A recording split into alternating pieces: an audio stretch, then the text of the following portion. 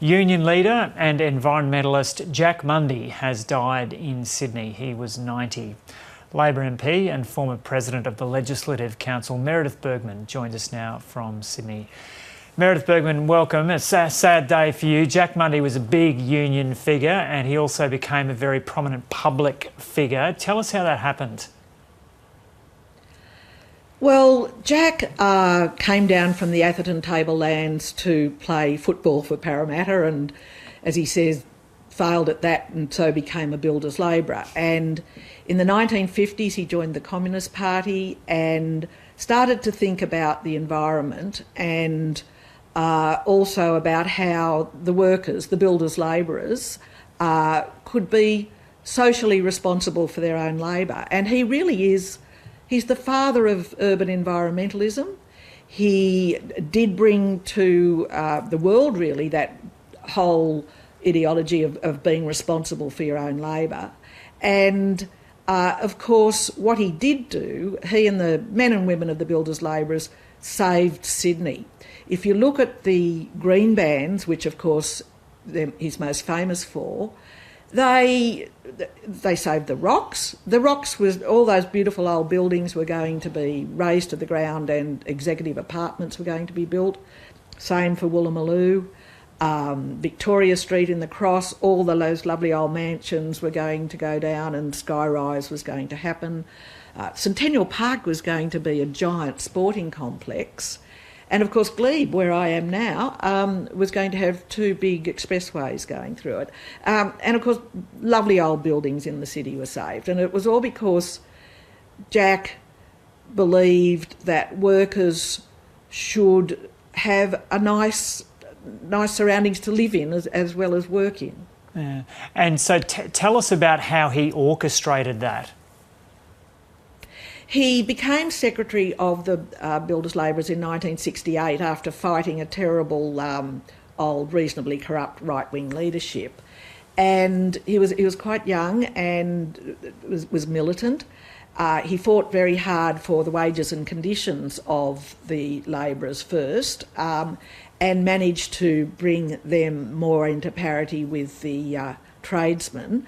So he already had huge support amongst the labourers, and also brought in democratic practices like translators at mass meetings, things like that. And so there was a huge amount of support there when they decided to put the first green ban on, which of course was Kelly's Bush, the last remaining bit of natural bushland on Sydney Harbour. And so for people unfamiliar with the term, just explain for us what is a green ban? A green ban was when the workers refused to work on a site. They'd put a ban on the site if, parkland was going to be deteriorated or a beautiful old building was going to be pulled down. And not only did they put the ban on, but they physically defended the ban. And that makes it different to what people now call green bans. And so was that a term that only became used after Jack Mundey started initiating those, or was that a term that had been used before then? It was really invented by Jack. First of all, they were called black bands, but then the Aboriginal community said, hey, don't call them black bands. And so it was really Jack that thought of the idea of calling them green bands. And green bands have become famous around the world. I'm still rung up by academics from other parts of the world wanting to know more about the green band movement. And our book, Green Bands Red Union, The Saving of a City, was actually reissued last year after 20 years because there is still such an interest, especially from young students, in what the green bands period did. And so what is his legacy? How valuable do you think Jack Mundey has been to the soul and character of Sydney? Well, for Sydney he is crucial. As I say, there are whole suburbs that were saved by the legacy of the green bands. But also in terms of his push for ordinary workers to be involved in environmental issues, he was an environmentalist to his bootstraps. He later went on to be very big in the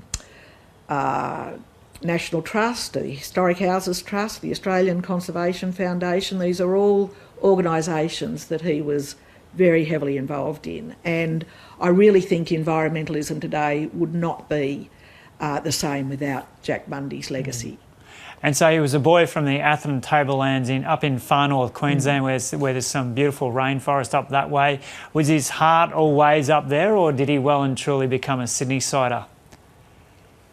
He became a Sydney-sider, but if he had half a beer, he'd tell you very quickly that he came from the Atherton Tablelands. He was very fond of it, and he always said to me that that's where he thinks his environmentalism came from, that beautiful scenery of that area. And he used to quiz me all the time about, why wasn't I more involved in the environmental movement? And, I'd say, well, there's the women's movement. And of course, the builders' labourers were very involved in the women's movement and even gay rights and Aboriginal rights.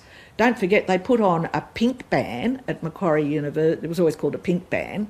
A student got expelled from his college for being gay, and the builders' labourers put a pink ban on Macquarie University and said no more buildings would be built there until the student got his place back, and that happened. And at Sydney University, they put a ban on building there until a women's course was allowed, because the university had been opposing a women's course. And of course, in terms of Aboriginal rights, what is now known as the Block in Redfern was only bought and delivered to the Aboriginal community by the Whitlam government through the original actions of the builders' labourers. So they were involved in all sorts of really important progressive issues, but it's their environmentalism that people will remember. And Meredith Bergman, when was the last time you were able to have a chat to Jack Mundey, and what was that conversation like? Look, the last good chat, I saw him towards the end of last year. But my last good chat with him was about how important it was to save the Sirius building, and that beautiful, I think it's a lovely building. I know there are arguments about this, but it's a wonderful piece of brutalism. And he was very involved in the saving of the Sirius campaign. And so you'll keep up the fight on his behalf? We will indeed, and when the coronavirus lockdown is really over, we will be holding a huge celebration of his life, because not just for us oldies who were his friends and loved him, but also for the young people that he means so much to today. Yeah. Okay, Meredith Bergman, thanks so much for talking to us from Sydney.